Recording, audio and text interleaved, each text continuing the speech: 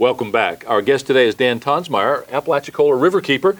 No stranger to the show. Dan has been on before talking about water. A pretty compelling subject.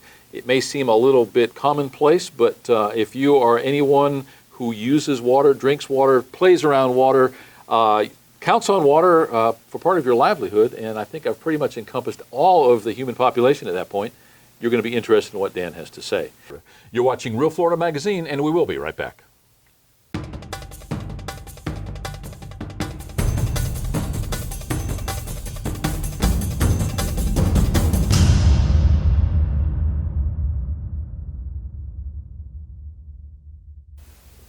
Welcome back. As mentioned, our guest today is Dan Tonsmeire, Apalachicola Riverkeeper. Long drive up from Apalachicola. Thank you so much for taking the time, making the effort to come on up here. You've been here before talking about Apalachicola Riverkeeper, Riverway South, all of the issues that have to do with water. What's going on and what's the most hot topic these days? Well, Paul, we're glad to be here. Thanks for having us.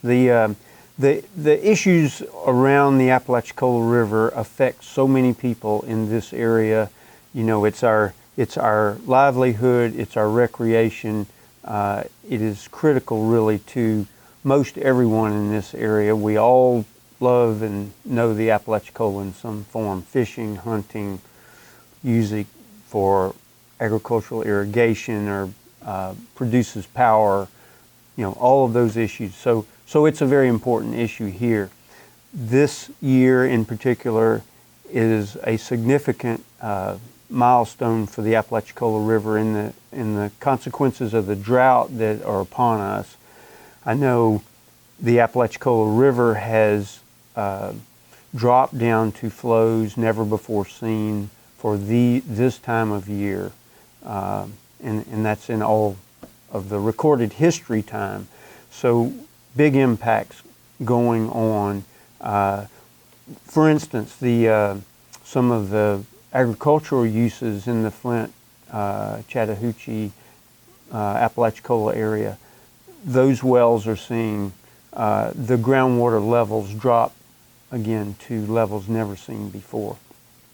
Some farmers are seeing their wells being drawn down by the farms next door to them.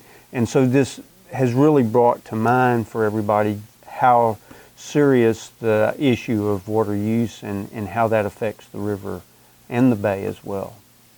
Those that are familiar with you and your organization or have seen you on the show before are certainly aware.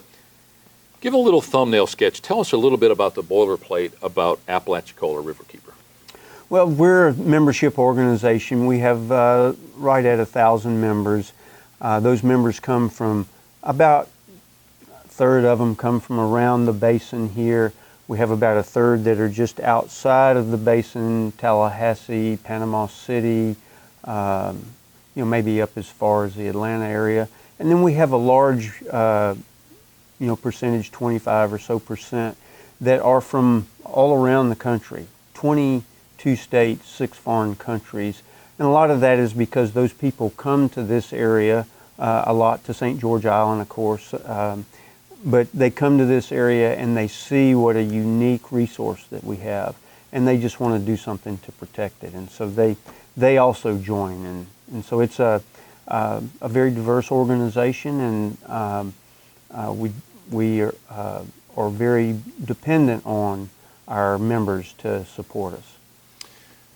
And I was unaware that we were at historic low water levels. You say that in all recorded history, as long as we've been keeping up with river levels, that for this time of year, we are literally at the lowest level that we've seen? Over the last 3 months, we've been at that level. And, the river now is down as low as it's supposed to go. The Corps of Engineers has revised their operation plans, and they will keep the river at this level until the reservoirs in Georgia are filled back up. So it's not only the elevation that's low, but the duration for which that low will be here has been significantly extended due to the drought. Now, on a local level, Apalachicola areas due north,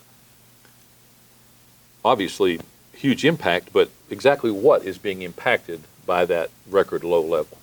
Well, you look at fisheries, the habitat in the floodplain, the fisheries in the bay as well, not just the river.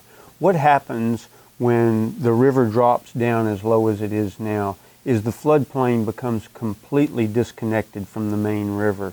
So you have no sustaining flows that go back into the backwater swamps. You can't even access them if you're a fisherman anymore.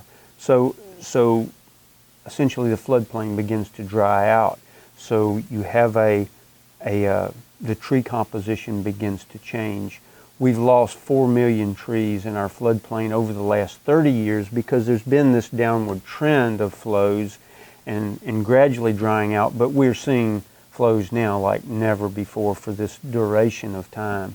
And so your sloughs and tributaries that used to come into the river, they're no longer available to the fish for foraging, for shade, for that cool water that they need, that they could get out into the floodplain. And even in the backwater swamps, those areas will dry out. So we have a significant problem with the fisheries and the vegetation in the floodplain. You know, the Apalachicola is the most diverse river system in North America. I mean, it's like 1,300 plants, 40 reptiles, different species. Those things become so stressed during a drought. In a natural drought, I mean, they're normal occurrences, but when we start lowering the flows lower than they've ever been, we can get to this sort of tipping point, where those things don't come back like they have historically during droughts. Down in the bay, maybe take the oysters for example. In 2007 drought, we had 80% of the oyster bars essentially die off either from the predators that come into the bay when the salinity gets so high and the temperature gets so high. They just come in and they chow down on the oyster beds. It also increases the bacteria levels in the bay so that the bacteria that works on the oysters in those high salinity, high temperature times actually will kill the oysters off. So that's one example. Without the flood that we have in the spring, we don't have a real shrimp harvest that's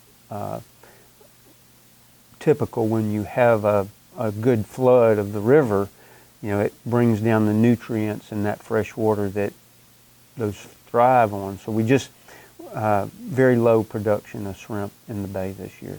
Those are examples. And when those swamps, when those flooded areas are cut off from that stream of renewal of nutrients, oxygenated water and so forth, not only are they physically cut off, but they start to die, I would imagine. It can no longer sustain, given a long enough period of time, some of that marine life. And as you point out, we've already lost a lot of the trees. So is that reversible, or is there some point at which that process is not reversed, even with the enhanced water flow? Well, the stagnant water, again, back in the floodplain, heats up. The fish are only going to be able to live in it for so long. Your DO, dissolved oxygen, will go down, and then your again the algae bloom begins, and eventually the fish in those trapped areas will die off. The river, when it comes back up, will go back out and rejuvenate those areas to a degree, but the point at which you begin to have the soils in your floodplain so encrusted or dried out, then the floodplain can begin to lose its absorption. And it's the river floodplain really acts as one big hydrologic unit, and that water moves not just through the channels, but it moves through the soils too. So as you begin to dry it out more and more, the ability for that floodplain to absorb and soak and slow that water flow all the way down to the bay is jeopardized or becomes less each time. You think about a Tupelo swamp and the soils are gushy, mucky kind of soils, and as this has occurred over time, over the last 30 years, but in particular 2007 and so far this year, you can go out there and you can walk on those soils and they're very firm. It's more packed than people have ever seen it before. So, the ability for those things to come back, who knows? Who knows? We just don't want it to go past that point that other ecosystems have had that happen to, and lose what we have here. And so we are on the brighter side of things. We're working hard to try to explain that to the folks in the basin upstream, to the states of Georgia and Alabama, so they can embrace the importance of the Apalachicola first of all, and what those impacts are. And so we're working really hard to get that message across, and I think we're having some success with that. There are ways to conserve water, to use less, to just treat water better, so that it doesn't have the pollutants in that. So, I think we're making real headway.